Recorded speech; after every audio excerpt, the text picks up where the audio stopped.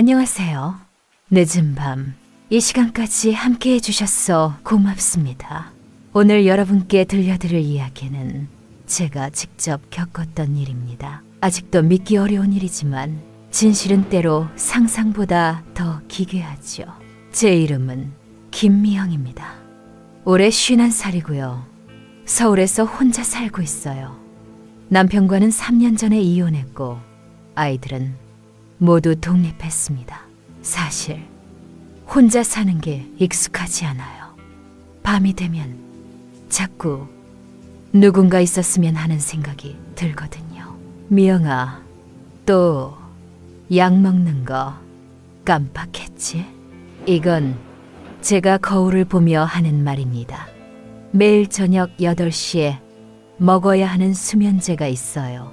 불안장애 때문에 처방받은 거죠.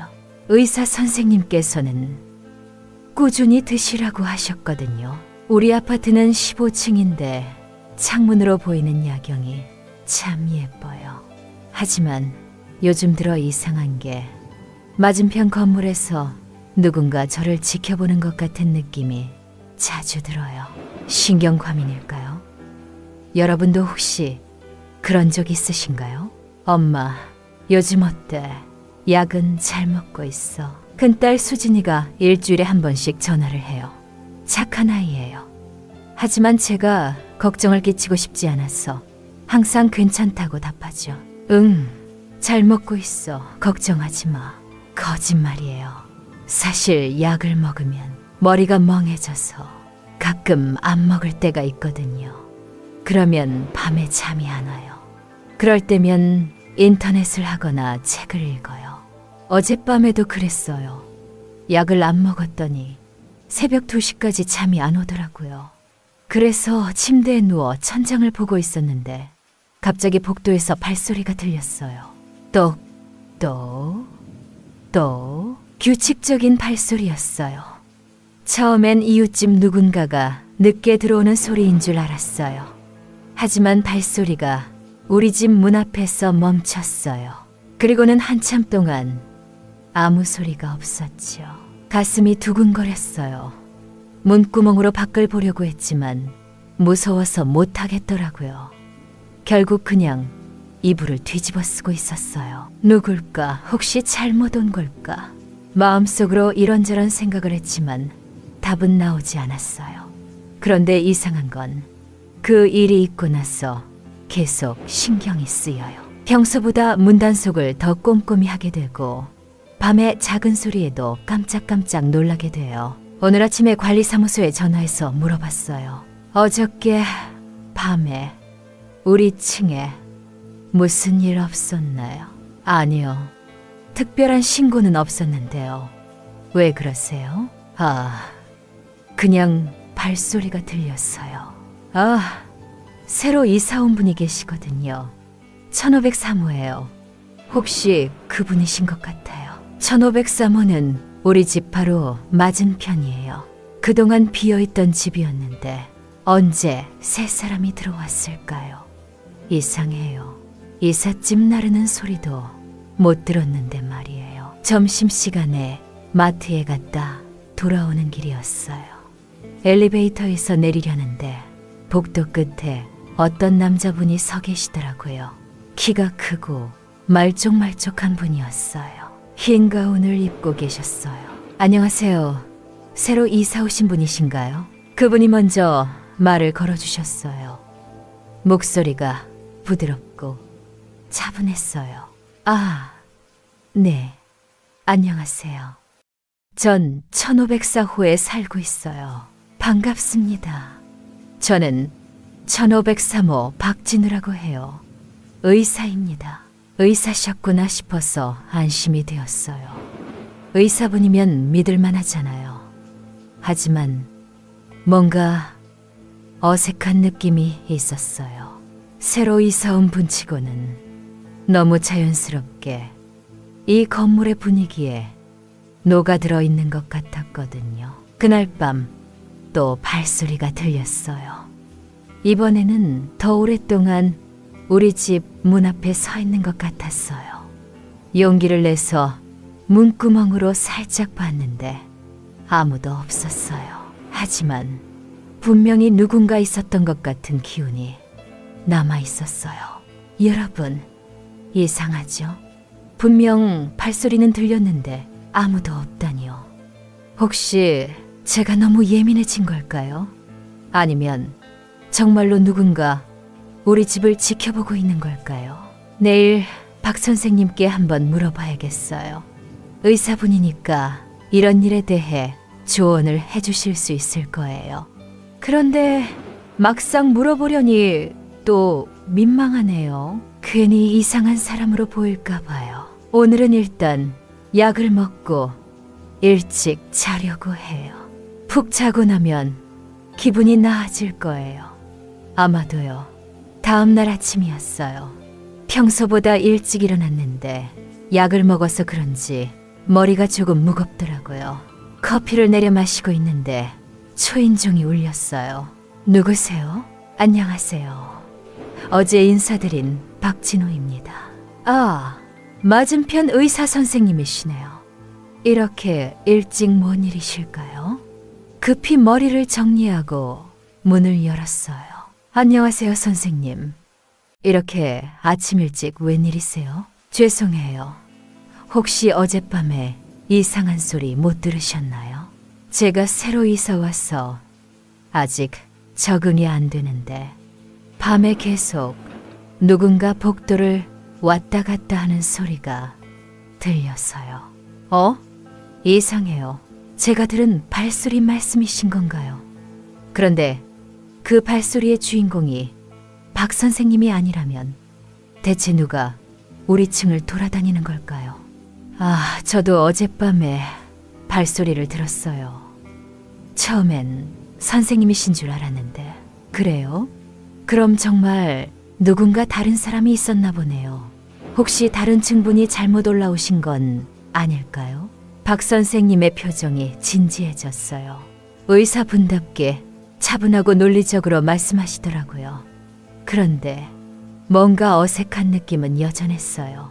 설명할 수 없는 묘한 기분이었죠. 관리사무소에 한번 문의해 보시는 게 어떨까요? 그래야겠네요. 그런데 혹시 실례가 안 된다면 저희 집에서 차라도 한잔 하시겠어요? 새로 이사 온 인사도 제대로 못 드렸는데 순간 망설여졌어요. 아직 잘 모르는 분을 집에 들이는 게 맞나 싶었어요. 하지만 의사 선생님이고 이웃이니까 거절하기도 뭐하고. 네, 잠깐이라면. 박 선생님의 집은 우리 집과 구조가 똑같았어요. 하지만 분위기가 완전히 달랐어요. 가구가 거의 없었고 벽에는 의학 관련 서적들이 가득 꽂혀 있었어요. 그런데 이상한 건 이사 온 지 얼마 안 됐다고 하셨는데 책들이 너무 정리가 잘 되어 있었어요. 커피 드실래요? 아니면 차? 커피 주세요. 박 선생님이 커피를 내리는 모습을 보는데 손놀림이 너무 익숙했어요. 이 집 구조를 벌써 다 파악하신 것 같더라고요. 실례지만 어떤 과 의사세요? 정신과입니다. 주로 불안장애나 우울증 환자분들을 봐요. 정신과세요? 갑자기 제 상황이 떠올랐어요. 저도 불안장애로 약을 먹고 있거든요. 아, 그러시구나. 사실 저도 불안장애가 있어서 약을 먹고 있어요. 아, 그래요? 어떤 약을 복용하고 계세요? 박 선생님의 눈빛이 갑자기 날카로워졌어요. 아니, 날카롭다기보다는 관심이 많아졌다고 해야 할까요? 의사로서 당연한 반응이겠지만 왠지 불편했어요. 로라제밤이요. 하루에 한 알씩. 용량은 어떻게 되나요? 정확히는 모르겠는데요. 흰색 작은 알이에요. 보통 0.5mg이나 1mg일 텐데요. 부작용은 없으세요? 질문이 너무 자세해서 조금 당황스러웠어요. 물론 의사이시니까 궁금하실 수 있지만 처음 만난 이웃에게 이렇게 캐묻는 게 일반적인가요? 가끔 머리가 멍해져요. 그래서 약을 안 먹을 때도 있고요. 그럼 안 돼요. 갑자기 끊으면 금단 증상이 올 수 있어요. 반드시 매일 같은 시간에 드셔야 해요. 목소리 톤이 갑자기 진지해졌어요. 뭔가 명령하는 듯한 느낌이 들었어요. 의사로서 조언해 주시는 건 고마운데 처음 만난 사이치고는 너무 강하게 말씀하시는 것 같았어요. 네, 알겠어요. 그냥 대충 대답했어요. 분위기가 어색해져서 빨리 나가고 싶었거든요. 혹시 담당 의사분은 누구세요? 강남의 한 병원인데요. 이름은 잘 기억이 안 나네요. 사실 기억이 안 나는 게 아니라 왠지 말하기가 싫었어요.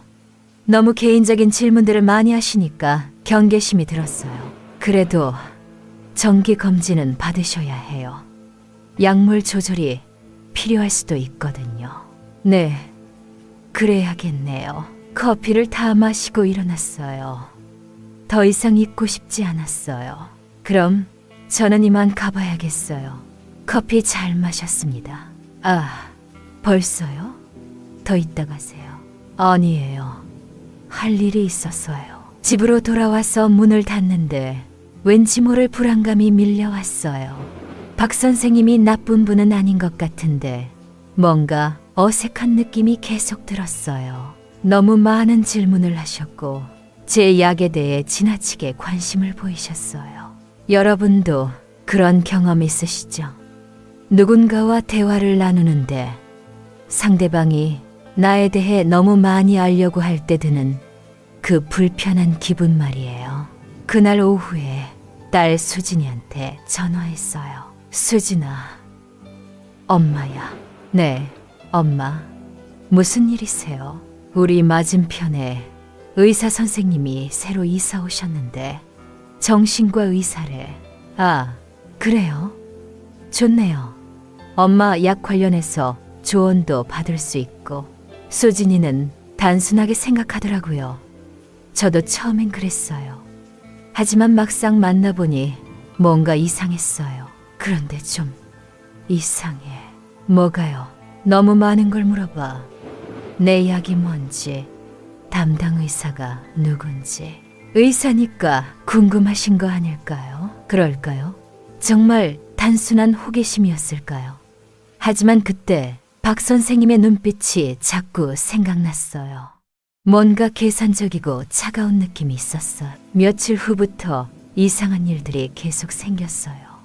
처음엔 그냥 우연이라고 생각했는데 점점 무시할 수 없을 정도가 되었어요. 첫 번째 이상한 일은 우편함이었어요. 매일 아침 신문을 가지러 내려가는데 제 우편함 열쇠가 잘 안 돌아가더라고요. 분명 어제까지는 괜찮았는데 말이에요. 이상하네. 왜 이러지? 혼자 중얼거리면서 억지로 돌렸더니 겨우 열렸어요. 그런데 안에 있던 신문이 평소와 다르게 접혀 있었어요. 누군가 읽고 다시 넣은 것 같은 느낌이었죠. 설마 그럴 리가. 하지만 이상한 느낌은 지워지지 않았어요. 우편함 열쇠는 저만 가지고 있는데 누가 제 신문을 읽었을까요? 두 번째는 약이었어요. 분명히 침실 서랍에 넣어댈던 수면제 통이 거실 탁자 위에 있는 거예요. 제가 옮겨놓은 기억이 전혀 없었어요. 내가 깜빡했나? 요즘 기억력이 예전 같지 않으니까 그럴 수도 있다고 생각했어요. 하지만 마음 한구석이 불편했어요. 가장 이상했던 건 엘리베이터에서 있었던 일이에요. 5층에서 탔는데 누군가 15층 버튼을 이미 누른 상태였어요. 저 혼자밖에 없었는데 말이에요.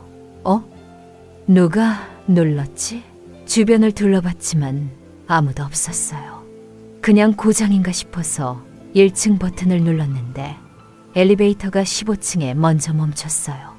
문이 열렸지만 아무도 타지 않았어요. 복도도 조용했고요. 그때 어디선가 희미한 소독약 냄새가 났어요. 병원에서 나는 그런 냄새 말이에요. 순간 박 선생님이 생각났어요. 의사니까 그런 냄새가 날 수도 있겠지만 왜 엘리베이터에서 날까요? 집에 돌아와서 박 선생님 집 앞을 지날 때 문틈으로 희미한 불빛이 새어나오고 있었어요. 그런데 이상한 게 불빛이 자꾸 깜빡거렸어요. 마치 누군가 손전등을 켰다 껐다 하는 것 같았어요. 뭐 하시는 걸까? 궁금해서 잠시 서 있었는데 갑자기 문소리가 났어요. 누군가 나오는 것 같았어요. 급히 우리 집으로 들어갔어요. 그날 밤 또 발소리가 들렸어요. 이번에는 패턴이 달랐어요. 똑똑똑, 잠깐 멈춤, 똑똑. 마치 암호 같았어요. 누군가 의도적으로 그런 패턴으로 걷고 있는 것 같았어요. 용기를 내서 문구멍으로 봤는데 이번에는 어떤 그림자가 보였어요. 키가 큰 사람의 그림자였어요. 박 선생님과 비슷한 키였어요. 박 선생님일까? 하지만 왜 이런 시간에 복도를 왔다 갔다 하실까요? 의사 선생님이 이상한 행동을 하실 리는 없는데. 다음 날 아침 관리사무소에 전화했어요. 안녕하세요. 1504호 김미영입니다. 네, 안녕하세요. 무슨 일이세요? 혹시 어제 저녁에 CCTV에 특이한 일이 찍혔는지 확인해 주실 수 있나요? 15층 복도예요. 무슨 일이 있으셨나요? 밤에 계속 누군가 복도를 걸어 다니는 소리가 들렸어요. 아, 잠깐만요. 확인해 드릴게요. 잠시 후에 전화가 왔어요. 죄송한데요.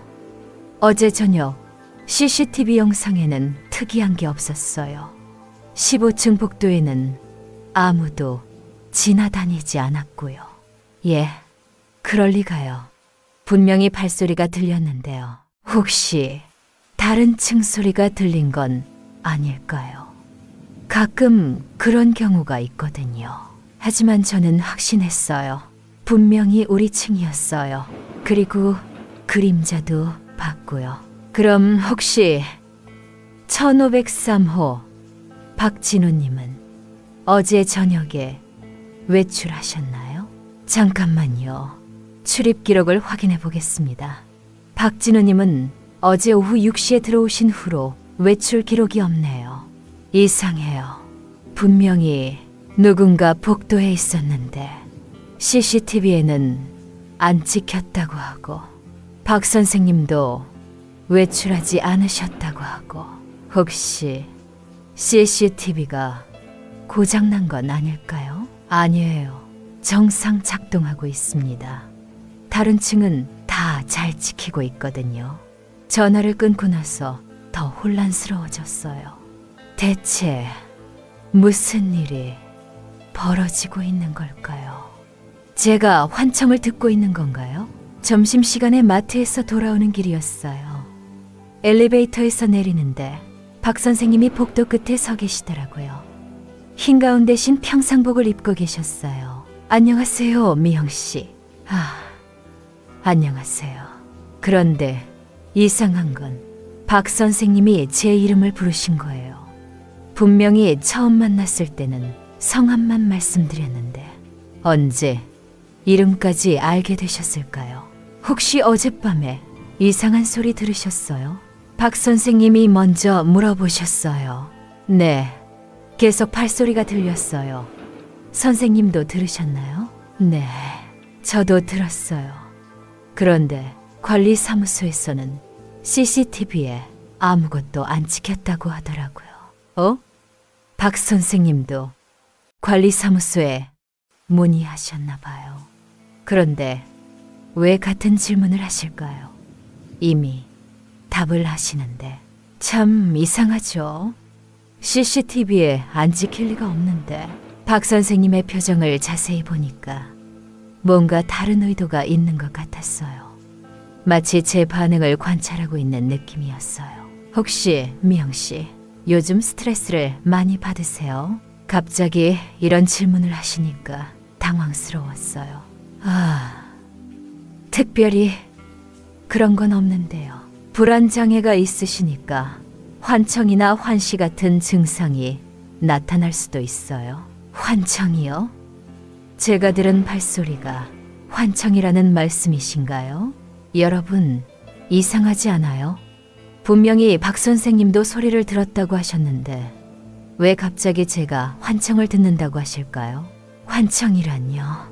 하지만 선생님도 들으셨다고 하지 않으셨나요? 박 선생님의 표정이 순간 굳어졌어요. 뭔가 실수를 한 것 같은 모습이었어요. 아, 그건 제가 미영 씨를 안심시키려고 한 말이에요. 사실 저는 못 들었어요. 예, 갑자기 뭔가 어지러웠어요. 분명히 처음에는 들었다고 하셨는데 지금은 못 들었다고 하시고 제가 잘못 들었나요? 불안장애 환자분들이 종종 그런 증상을 보이세요. 약물 조절이 필요할 것 같은데요. 박 선생님의 목소리가 점점 권위적으로 변했어요. 의사로서 진단을 내리고 있는 듯한 톤이었어요. 하지만 저는 분명히 들었는데요. 그리고 그림자도 봤고요. 그림자요? 어떤 그림자를 보셨나요? 키가 큰 사람의 그림자요. 복도에서 박 선생님이 심각한 표정으로 고개를 끄덕이셨어요. 미영 씨, 혹시 약을 불규칙하게 드시고 있지는 않으세요? 갑자기 끊거나 용량을 조절하면 이런 증상이 나타날 수 있어요. 사실 맞는 말이었어요. 가끔 약을 빼먹거나 일부러 안 먹을 때가 있었거든요. 하지만 그렇다고 해서 제가 모든 걸 상상으로 지어낸 건 아니잖아요. 약은 가끔 깜빡할 때가 있어요. 그래서는 안 돼요. 정신과 약물은 꾸준히 복용해야 해요. 안 그러면 병이 더 악화될 수 있어요. 박 선생님의 말이 점점 무겁게 느껴졌어요. 마치 제가 정신병 환자인 것처럼 말씀하시는 것 같았어요. 저는 그냥 가벼운 불안장애인데요. 미영 씨, 본인이 생각하는 것보다 상태가 심각할 수 있어요. 한번 제대로 된 검사를 받아보시는 게 어떨까요? 검사요? 네, 정밀 검사. 제가 아는 좋은 병원이 있어요. 소개해드릴 수 있어요. 뭔가 이상한 방향으로 흘러가고 있었어요. 처음에는 그냥 이웃으로 친근하게 대해주시던 분이 갑자기 저를 환자 취급하고 계셨어요. 괜찮아요. 제가 다니는 병원이 있으니까요. 하지만 그 병원에서 제대로 된 치료를 받고 계신가요?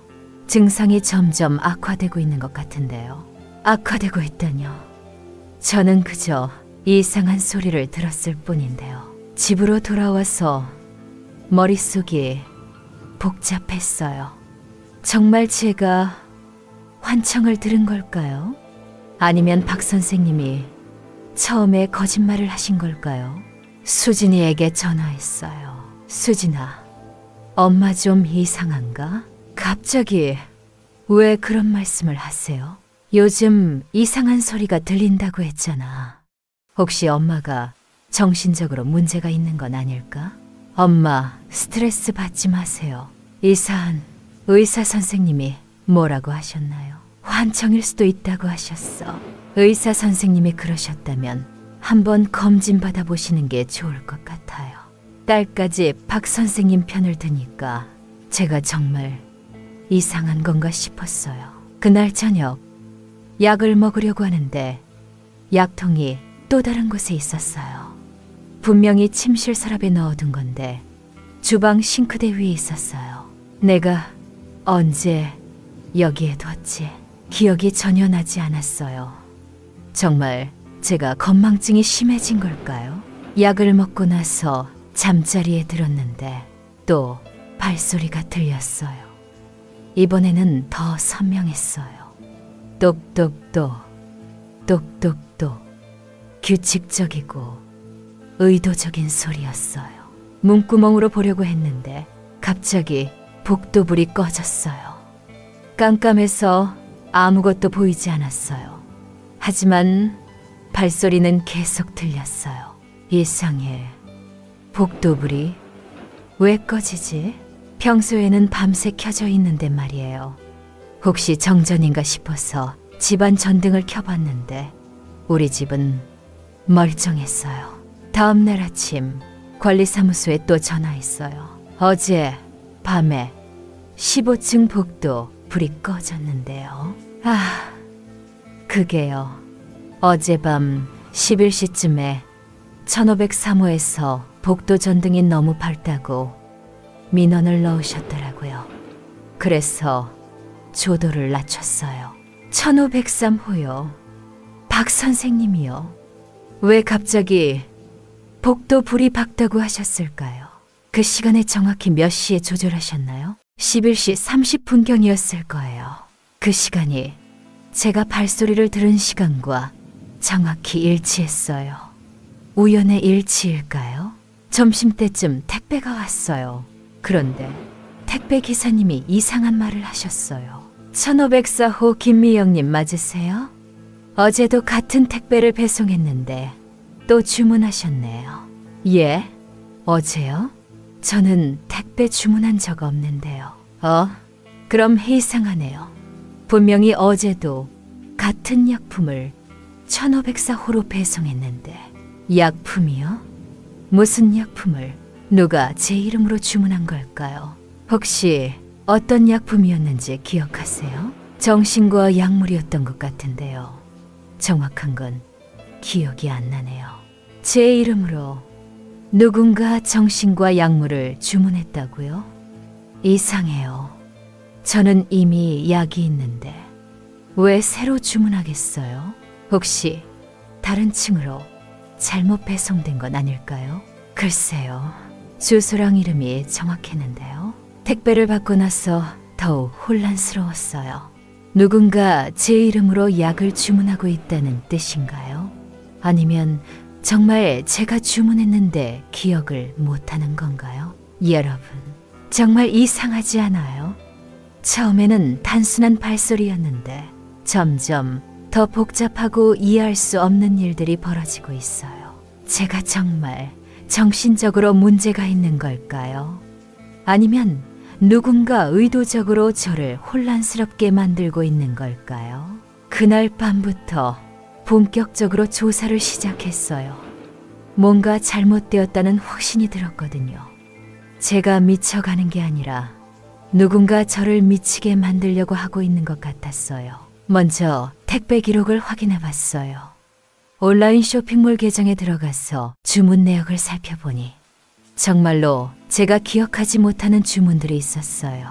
모두 정신과 약물들이었어요. 이상해. 내가 언제 이런 걸 주문했지? 주문 시간을 보니까 새벽 3시, 4시 이런 시간들이었어요. 그 시간에 제가 깨어 있을 리 없는데요. 혹시 누군가 제 계정을 해킹한 건가요? 그런데 더 무서운 건 결제가 제 카드로 되어 있었다는 거예요. 카드사에 전화해서 확인해 보니 분명히 제 카드로 결제된 게 맞다고 하더라고요. 고객님께서 직접 결제하신 건데 기억이 안 나시나요? 아니에요. 전혀 기억이 안 나요. 혹시 음주나 수면제 복용 후 결제하신 건 아닐까요? 가끔 그런 경우가 있거든요. 수면제요? 맞아요. 저는 매일 수면제를 먹고 있어요. 하지만 수면제를 먹으면 곧바로 잠이 드는데 언제 온라인 쇼핑을 했을까요? 그 순간 섬뜩한 생각이 들었어요. 혹시 제가 몰래 서성거리는 것도, 물건을 옮겨놓는 것도, 약을 주문하는 것도 모두 수면제 때문인 건 아닐까요? 수면 중에 행동하는 거 있잖아요. 몽유병 같은. 하지만 뭔가 맞지 않았어요. 몽유병이라면 복잡한 인터넷 주문까지 할 수 있을까요? 다음 날 오전에 1층 로비에서 경비 아저씨와 이야기를 나눴어요. 김경비님은 이 아파트에서 10년 넘게 일하신 분이에요. 경비님, 혹시 요즘 우리 15층에서 이상한 일 없었나요? 이상한 일이요? 어떤? 밤에 누군가 복도를 돌아다니거나. 그거요? 사실 다른 층 주민분들도 그런 말씀을 하시더라고요. 밤에 발소리가 들린다고. 다른 층에서도요? 그럼 제가 혼자 겪고 있는 일이 아니란 뜻인가요? 어떤 층에서 그런 말씀을 하셨나요? 주로 14층, 16층 분들이요. 위아래 층에서 발소리가 들린다고 하시더라고요. 그럼 15층에서 정말 누군가 돌아다니고 있다는 얘기네요. 그런데 CCTV에는 아무것도 안 찍혀서 이상하더라고요. 김경비님도 고개를 갸웃거리셨어요. 혹시 1503호 박진우님에 대해서 아시는 게 있나요? 경비님의 표정이 순간 어두워졌어요. 박진우님이요? 그분 참 이상하세요. 어떤 면에서요? 일단 이사 오는 방식부터 특이했어요. 이삿짐 차도 안 오고 그냥 혼자 캐리어 하나만 끌고 오셨거든요. 그런데 집에는 가구며 책이며 다 있더라고요. 어떻게 그런 일이 가능하죠? 저도 이상해서 위층 분들께 물어봤는데 아무도 이삿짐 나르는 소리를 못 들었다고 하시더라고요. 점점 수상해지는 박진우 씨. 이사도 이상하게 오고 제 개인 정보도 너무 많이 알고 있고, 그리고 또 하나 이상한 건 그분이 주로 밤에만 활동하시는 것 같아요. 밤에요? 네. 낮에는 거의 안 보이는데 밤에만 드나드세요. 새벽 2시, 3시에도 들어오고 나가고 하시더라고요. 새벽에 드나든다고요? 그 시간이 제가 발소리를 들은 시간과 일치해요. 혹시 어떤 일을 하시는 분인지 아시나요? 의사라고 하시던데 어떤 병원인지는 모르겠어요. 그런데 가끔 이상한 분들이 찾아와요. 이상한 분들이요? 네, 정신이 좀 이상해 보이는 분들이요. 혼자 중얼거리거나 행동이 부자연스러운 분들. 갑자기 소름이 돋았어요.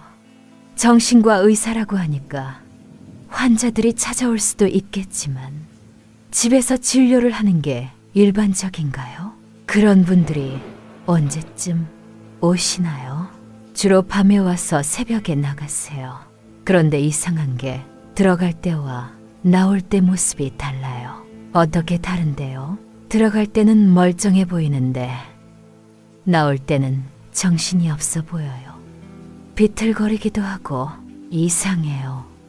정신과 상담을 받으면 좋아져야 하는데 오히려 나빠지는 것 같네요. 그때 로비 한쪽에서 누군가 저희 대화를 듣고 있는 것 같은 기분이 들었어요. 돌아보니 박진우 씨가 서 있었어요. 언제 왔는지 모르게 조용히 나타나셨어요. 안녕하세요, 미영 씨. 안녕하세요. 박 선생님이 다가오시니까 경비님이 급히 자리를 뜨셨어요. 뭔가 불편해하시는 모습이었어요. 무슨 이야기를 그렇게 진지하게 나누셨어요? 그냥 이런저런 얘기요. 혹시 저에 대한 이야기는 아니었죠? 목소리가 살짝 위협적으로 들렸어요. 웃으시면서 말씀하셨지만 눈빛이 차가웠어요. 아니에요. 그냥 아파트 관리에 대한 얘기였어요. 그렇다면 다행이네요. 그런데 미영 씨, 약 복용은 어떠세요? 꾸준히 드시고 계시죠? 또 약 얘기네요. 왜 자꾸 제 약에 관심을 보이실까요? 네, 먹고 있어요. 혹시 다른 약도 주문하셨던데 괜찮으세요? 약물 상호작용이 있을 수 있거든요. 어떻게 제가 다른 약을 주문한 걸 아실까요?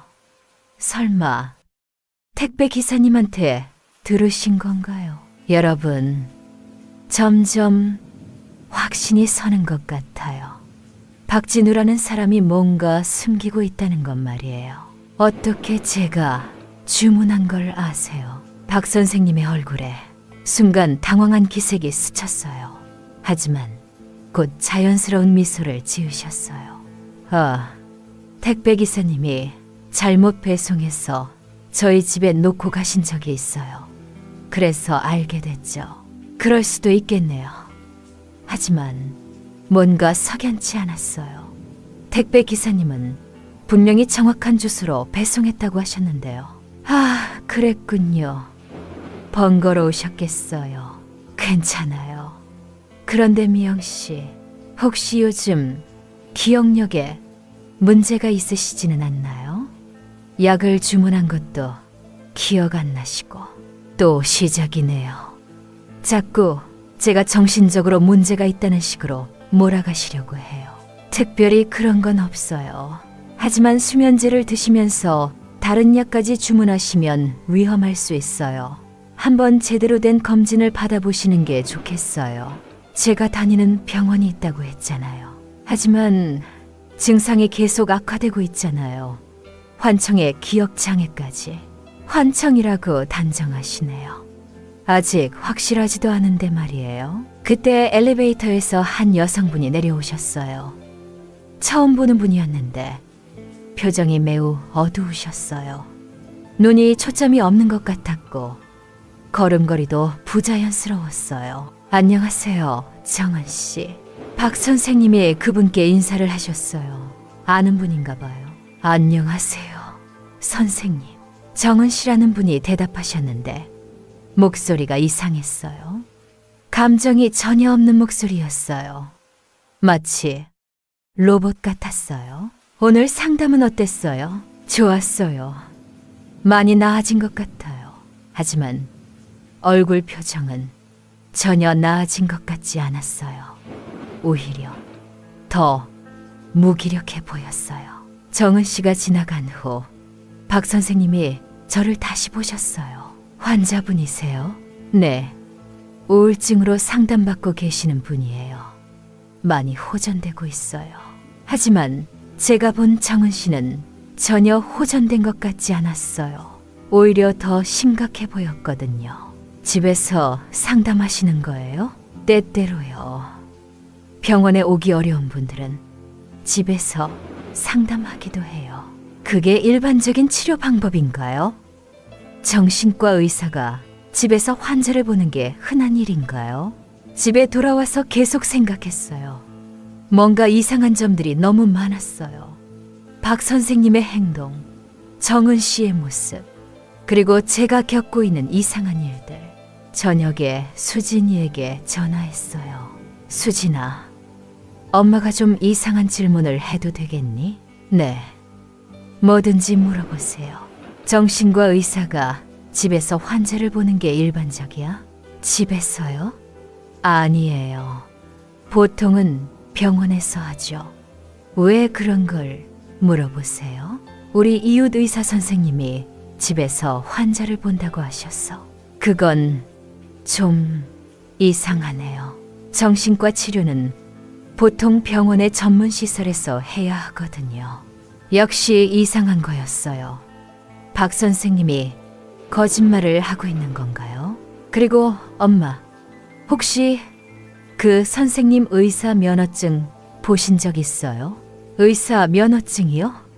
생각해보니 한 번도 본 적이 없네요. 아니, 없어. 요즘은 가짜 의사도 많다고 하니까 조심하세요. 가짜 의사라고요? 설마 박 선생님이 가짜 의사일까요? 그날 밤 특별히 조용히 지내보기로 했어요. 박 선생님의 움직임을 관찰하려고요. 불을 모두 끄고 커튼 틈으로 복도를 지켜봤어요. 밤 11시쯤 정말로 박 선생님이 나오셨어요. 큰 가방을 하나 들고 계셨어요. 그런데 이상한 건 의사 가운이 아니라 검은색 옷을 입고 계셨어요. 잠시 후 엘리베이터에서 사람들이 내렸어요. 3명 정도 되는 것 같았는데 모두 비틀거리며 걷고 있었어요. 박 선생님이 그분들을 맞이하셨어요. 천천히 오세요. 괜찮아요. 박 선생님의 목소리가 평소와 달랐어요. 더 부드럽고 달콤했어요. 마치 아이를 달래는 것 같았어요. 그분들이 박 선생님 집으로 들어간 후 복도가 다시 조용해졌어요. 하지만 30분쯤 후부터 이상한 소리가 들리기 시작했어요. 쾅, 쾅, 쾅. 뭔가 무거운 것이 떨어지는 소리 같았어요. 그리고 사람들의 신음소리도 들렸어요. 안 돼요. 하지 마세요. 목소리들이 고통스러워 보였어요. 대치 안에서 무슨 일이 벌어지고 있는 걸까요? 새벽 3시쯤 박 선생님 집 문이 열렸어요. 아까 들어갔던 사람들이 나왔는데 모습이 완전히 바뀌어 있었어요. 걸음걸이는 더욱 느려졌고 표정도 완전히 무표정해졌어요. 마치 넋이 빠진 사람들 같았어요. 정은 씨와 똑같은 모습이었어요. 그 순간 섬뜩한 깨달음이 들었어요. 박 선생님이 하고 있는 건 치료가 아니라 다른 뭔가였어요. 사람들을 이상하게 만들고 있는 거예요. 여러분, 이제 확신이 있어요. 박진우라는 사람은 정상적인 의사가 아니에요. 뭔가 끔찍한 일을 하고 있어요. 그리고 다음 차례는 저일지도 모르겠어요. 그 다음 날부터 저는 본격적인 증거 수집에 나섰어요. 더 이상 가만히 있을 수 없었거든요. 박진우가 진짜 의사인지 확인해 보기로 했어요. 인터넷으로 의사 면허 조회 사이트에 들어가서 박진우라고 검색해 봤어요. 정신과 전문의로 등록된 박진우는 3명이 있었는데 모두 나이나 사진이 우리 이웃과는 달랐어요. 이상해. 등록이 안 되어 있네. 혹시 다른 이름을 쓰고 있는 건가 싶어서 얼굴 사진으로도 검색해 봤지만 아무것도 나오지 않았어요. 그때 문득 생각이 났어요. 처음 만났을 때 박진우가 흰 가운을 입고 있었던 게 말이에요. 보통 집에서 가운을 입고 다닐까요? 마치 저에게 의사라는 인상을 주려고 일부러 입은 것 같았어요. 오후에 관리사무소로 내려갔어요. 안녕하세요. 1503호 박진우님에 대해 좀 문의드리고 싶은데요. 네, 무슨 일이세요? 입주할 때 직업을 의사라고 신고하셨나요? 관리사무소 직원분이 컴퓨터를 확인해 보시더니 고개를 갸웃거리셨어요. 이상하네요. 여기 직업란이 공란으로 되어 있어요. 공란이요?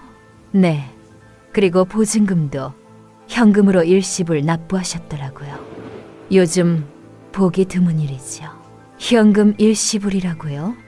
의사라면 보통 대출을 받거나 카드로 결제하지 않을까요?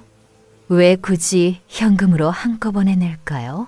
그리고 또 하나 이상한 게 연락처가 휴대폰만 등록되어 있어요. 직장 전화번호나 이메일은 없고요. 점점 수상해졌어요. 정말 의사라면 병원 연락처라도 있을 텐데 말이에요. 집으로 돌아가는 길에 1층 편의점에 들렀어요. 사장님과는 자주 이야기를 나누는 사이예요. 사장님, 혹시 15층 박진우 씨 아세요? 아, 그분요? 참, 이상한 분이세요. 어떤 면에서요? 항상 새벽에 오셔서 이상한 것들만 사세요. 이상한 것들이요? 수면제, 진통제, 이런 약품류들이요. 그리고 일회용 주사기도 자주 사시고 일회용 주사기라고요? 의사니까 그럴 수도 있지만 편의점에서 그런 걸 살 필요가 있을까요? 병원에서 지급받을 텐데 말이에요. 그리고 한 번은 이상한 분들이랑 같이 오셨는데 그분들이 정신이 없어 보이시더라고요. 어떻게 해요? 멍한 표정으로 박 씨가 시키는 대로만 하시더라고요. 마치 조종당하는 것 같았어요. 소름이 돋았어요. 제가 본 정은 씨도 그런 모습이었거든요. 집에 돌아와서 저녁을 먹고 있는데 초인종이 울렸어요. 박진우였어요. 안녕하세요, 미영 씨. 잠깐 이야기할 수 있을까요? 목소리가 평소보다 차갑게 들렸어요. 뭔가 알고 있다는 느낌이었어요. 무슨 일이세요? 들어가서 이야기하죠. 거절하고 싶었지만 더 의심받을까봐 들여보냈어요. 박진우가 거실에 앉더니 날카로운 눈빛으로 저를 쳐다봤어요. 미영 씨, 오늘 관리사무소에 제 얘기를 물어보셨다면서요. 어떻게 하세요? 여기는 작은 아파트예요. 소문이 금방 퍼져요. 목소리에 위협적인 느낌이 있었어요. 그냥 궁금해서 물어본 거예요. 뭐가 궁금하셨는데요? 이웃에 대해 알고 싶었을 뿐이에요. 박진우가 비웃듯이 웃었어요. 미영 씨, 저에 대해 이상한 의심을 하고 계시죠? 의심이라뇨? 제가 가짜 의사라고 생각하시는 거 아니에요? 심장이 빠르게 뛰었어요. 제 생각을 들킨 것 같았어요. 그런 게 아니라 미영 씨, 지금 상태가 심각해요. 피해망상이 시작됐어요. 피해망상이요? 네. 주변 사람들이 자신을 해치려 한다고 생각하는 증상이에요. 불안장애가 악화되면 나타나는 전형적인 증상이죠. 또 시작이네요. 자꾸 저를 정신병 환자로 몰아가려고 해요. 저는 멀쩡해요. 하지만 환청을 듣고 기억장애도 있고 이제는 피해망상까지 더 이상 방치하면 안 돼요. 박진우가 주머니에서 작은 약병을 꺼냈어요. 이 약을 드시면 증상이 좋아질 거예요. 무슨 약인데요? 항정신병 약물이에요. 망상을 없애 주는 약이죠. 항정신병 약물이라고요? 저는 그냥 가벼운 불안장애인데 왜 그런 강한 약을 먹어야 하나요? 저는 지금 약도 충분히 먹고 있어요. 하지만 효과가 없잖아요. 오히려 더 악화되고 있고. 박진우가 약병을 탁자에 놓고 강압적인 톤으로 말했어요. 미영 씨, 이 약을 안 드시면 정말 위험할 수 있어요. 병원에 강제 입원을 시켜야 할지도 모르겠어요. 강제 입원이라고요? 갑자기 무서워졌어요. 설마 정말로 저를 정신병원에 보내려는 건가요? 저는 병원에 갈 필요 없어요. 하지만 가족들한테 연락해서 상의해봐야 할 것 같은데요. 혼자 두기에는 너무 위험해요. 가족들에게 연락한다고요? 수진이한테 제가 정신병에 걸렸다고 말하려는 건가요? 그럴 필요 없어요. 미영 씨, 지금 현실 판단 능력이 떨어진 상태예요. 본인이 결정할 수 있는 상황이 아니에요. 여러분, 이제 정말 위험해졌어요. 박진우가 저를 완전히 정신병 환자로 만들려고 하고 있어요. 더 이상 참을 수 없었어요. 아니에요. 절대 안 돼요. 처음으로 박진우에게 강하게 맞섰어요. 더 이상 당할 수만은 없었거든요. 미영 씨, 흥분하지 마세요. 이것도 증상 중 하나예요. 증상이 아니라 정상적인 반응이에요. 당신이 이상해요, 박진우 씨. 박진우의 얼굴이 순간 굳어졌어요. 가면이 벗겨지는 것 같았어요. 뭐라고 하셨나요? 당신 진짜 의사 맞아요? 의사 면허증 좀 보여주세요. 그런 걸 왜 보여드려야 하죠? 이웃이니까 궁금한 거예요.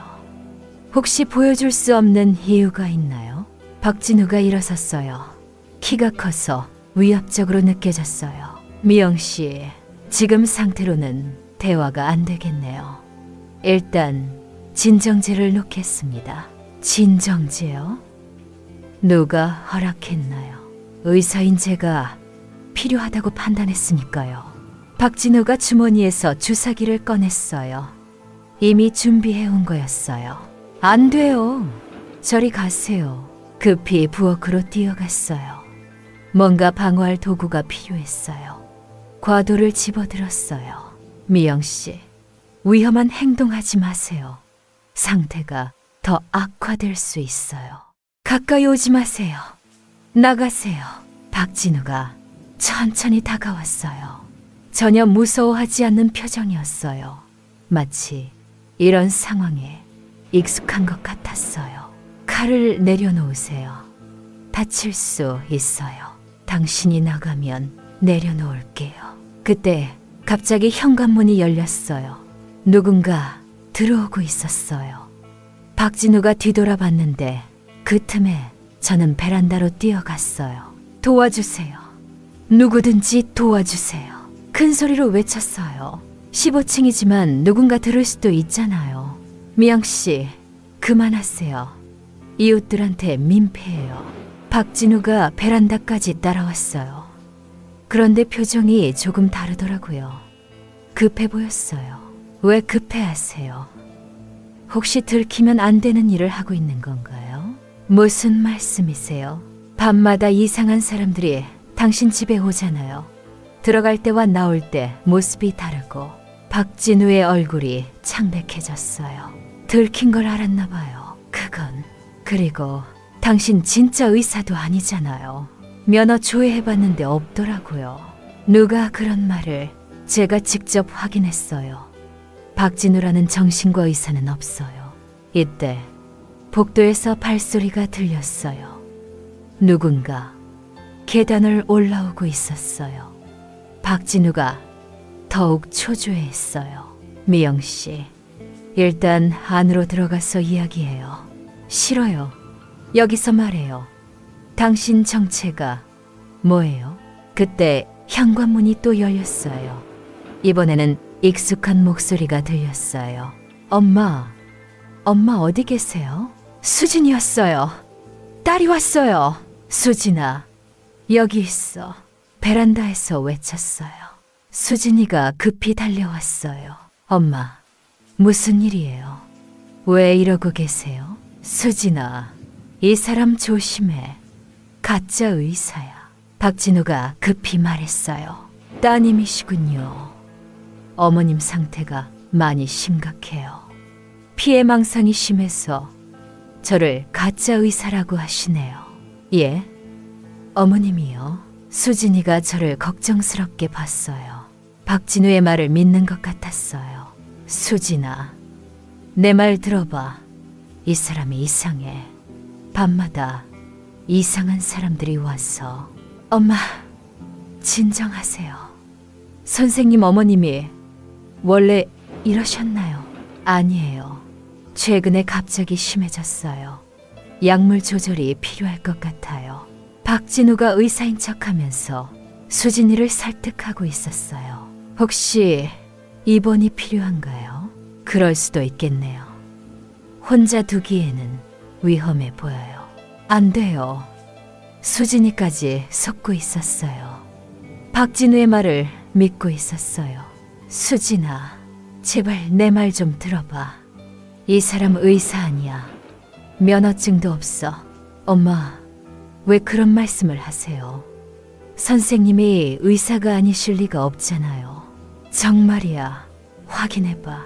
그때 박진우가 수진이에게 뭔가를 보여줬어요. 의사 면허증인 것 같았어요.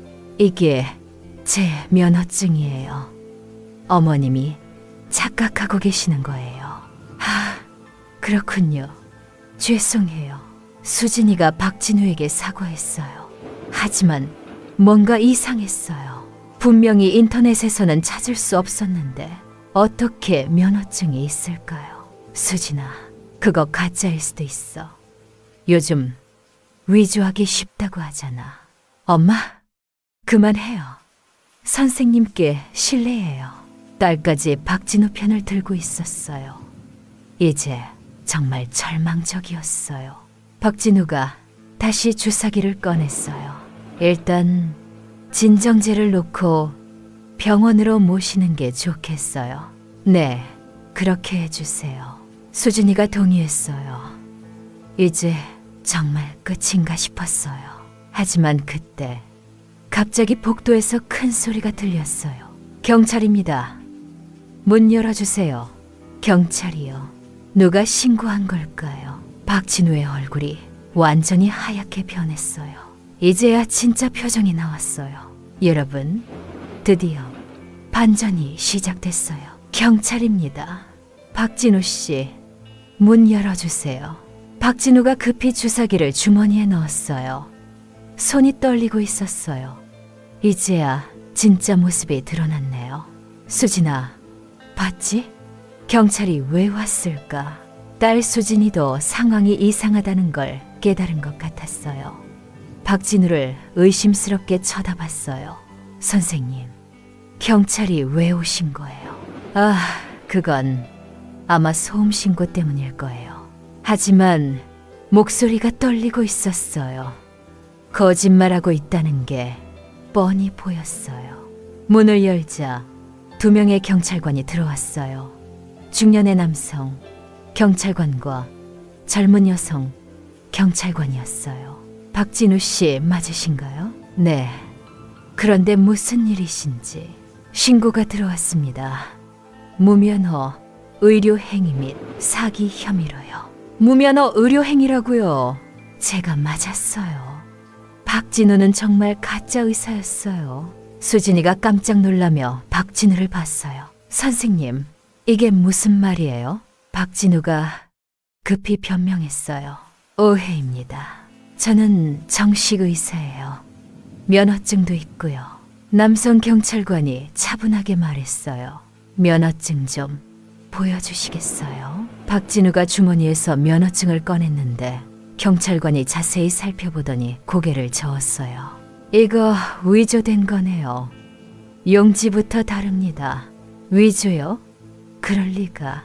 그리고 박진우라는 이름도 가명인 것 같은데요. 진짜 이름이 뭡니까? 박진우의 얼굴이 완전히 창백해졌어요. 이제 더 이상 거짓말할 수 없었나 봐요. 저는 이강민입니다. 이강민이라고요? 박진우라는 이름도 가짜였어요. 여성 경찰관이 저에게 다가왔어요. 신고하신 분이 김미영 씨시죠? 네, 맞아요. 제가 신고한 게 아닌데 김경비님이 신고하셨어요. 아파트 주민들이 계속 이상하다고 하셔서 조사해보니까 정말로 문제가 있더라고요. 김경비님이요. 제가 경비님께 했던 이야기를 기억하고 계셨나 봐요. 이 사람이 정말 가짜 의사였어요. 네. 그리고 더 심각한 건 불법 약물을 사용해서 사람들을 조종하고 있었어요. 불법 약물로 사람들을 조종한다고요? 그래서 정은 씨나 다른 분들이 그렇게 이상했던 거군요. 수진이가 충격받은 표정으로 말했어요. 엄마, 죄송해요. 제가 엄마 말을 안 믿었어요. 괜찮아, 수진아. 나도 처음엔 의심스러워했으니까. 이강민이 급히 말했어요. 잠깐만요. 저는 정말로 사람들을 도우려고 했어요. 치료를 해준 거예요. 남성 경찰관이 냉정하게 대답했어요. 치료가 아니라 세뇌였죠. 당신이 만든 환자들은 모두 정상인이었어요. 약물로 의식을 흐리게 만들고 자신들이 정신병 환자라고 믿게 만든 거죠. 세뇌라고요? 정말 끔찍한 일이었네요. 그 사람들은 원래 정상이었는데 이강민이 약물로 조종해서 정신병 환자로 만든 거였어요. 그럼 저도 그렇게 될 뻔했다는 얘기네요. 네, 맞아요. 김미영 씨가 다음 타겟이었을 거예요. 소름이 돋았어요. 만약 경찰이 늦게 왔다면 저도 그 이상한 약물 주사를 맞았을 거예요. 그러면 저도 정은 씨처럼 넋이 빠진 상태가 되었겠죠. 그런데 왜 이런 짓을 했나요? 여성 경찰관이 설명해 주었어요. 보험금 사기예요. 정상인을 정신병 환자로 만들어서 보험금을 타내는 거죠. 그리고 그 사람들을 계속 조종해서 자신의 돈벌이에 이용했어요. 정말 악질적인 범죄였어요. 사람들의 정신을 망가뜨려서 돈을 번 거였네요. 이강민이 수갑을 차면서 마지막으로 저를 쳐다봤어요. 김미영 씨, 당신이 너무 똑똑했어요. 보통 사람들은 의사라고 하면 의심하지 않는데 당연하죠. 이상한 건 이상한 거예요. 경찰관들이 이강민을 데리고 나간 후 집안이 다시 조용해졌어요. 수진이가 저를 꼭 안았어요. 엄마, 정말 무서웠을 거예요. 괜찮아. 이제 끝났으니까. 하지만 마음 한구석에는 아직도 불안감이 남아 있었어요. 정말로 모든 게 끝난 걸까요? 혹시 이강민의 동료들이 더 있는 건 아닐까요? 여러분도 그런 생각 들지 않으세요? 이런 큰 범죄를 혼자서 할 수 있을까요? 분명 배후에 더 큰 조직이 있을 것 같은데요. 하지만 일단 오늘은 살아남았어요. 제 직감을 믿고 끝까지 저항한 덕분이에요. 일주일 후 경찰서에서 연락이 왔어요. 이강민의 범죄에 대한 전체적인 수사 결과를 알려주겠다고 하셨어요. 경찰서에 가보니 생각보다 훨씬 큰 사건이었어요. 이강민은 지난 2년 동안 서울 곳곳에서 같은 수법으로 20명이 넘는 피해자를 만들어냈다고 하더라고요. 김미영 씨가 신고해 주신 덕분에 많은 사람들을 구할 수 있었어요. 담당 형사님이 고마워하셨어요. 저도 뿌듯했어요. 제가 끝까지 포기하지 않아서 다른 사람들도 도울 수 있었다니까요. 그런데 피해자들은 어떻게 되나요? 다행히 대부분 회복되고 있어요. 약물 효과가 사라지면서 정상으로 돌아오고 있거든요. 정은 씨도 회복되고 있다고 하더라고요. 며칠 전에 우연히 마트에서 만났는데 예전의 멍한 표정은 완전히 사라져 있었어요. 미영 씨, 정말 고맙습니다. 선생님 덕분에 정신을 차릴 수 있었어요. 정은 씨가 눈물을 글썽이며 감사 인사를 했어요. 저도 모르게 울컥했어요. 저도 우연히 알게 된 거예요. 서로 도운 거죠. 그분이 말씀해 주시길 처음에는 가벼운 우울감 때문에 상담을 받으러 갔는데 점점 이상한 약물을 주사받으면서 정신이 흐려졌다고 하더라고요. 정말 무서운 일이었어요. 집으로 돌아오는 길에 딸 수진이가 전화했어요. 엄마, 오늘 뉴스에 나오던데요. 엄마가 영웅이라고 하더라고요. 무슨 영웅이야. 그냥 이상한 걸 이상하다고 한 것뿐인데 엄마의 용기 덕분에 많은 사람들이 구해진 거예요. 정말 자랑스러워요. 수진이의 말을 듣고 나니까 정말 뿌듯했어요. 처음에는 무서웠지만 끝까지 포기하지 않기를 잘했어요. 이제 1503호는 다시 비어 있어요. 복도도 조용하고 밤에 이상한 발소리도 들리지 않아요. 평범한 일상이 돌아왔어요. 하지만 이번 일을 통해서 많은 걸 배웠어요. 뭔가 이상하다고 느껴지면 그냥 넘어가면 안 된다는 거, 내 직감을 믿어야 한다는 거, 그리고 용기를 내어 맞서야 한다는 것 말이에요. 요즘은 수면제도 반으로 줄였어요. 담당 의사 선생님과 상의해서 천천히 끊어가고 있어요.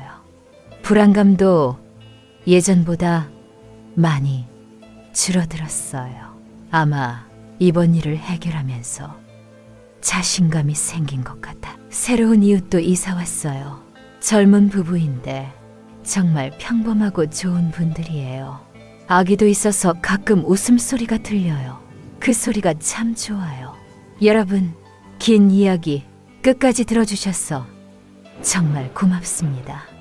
제가 겪었던 이 일이 여러분에게도 도움이 되었으면 좋겠어요.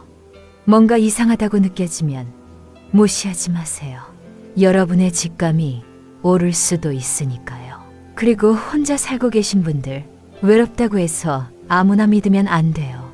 특히 너무 친절하거나 관심을 많이 보이는 사람들은 조심하세요. 이제 밤도 깊었네요.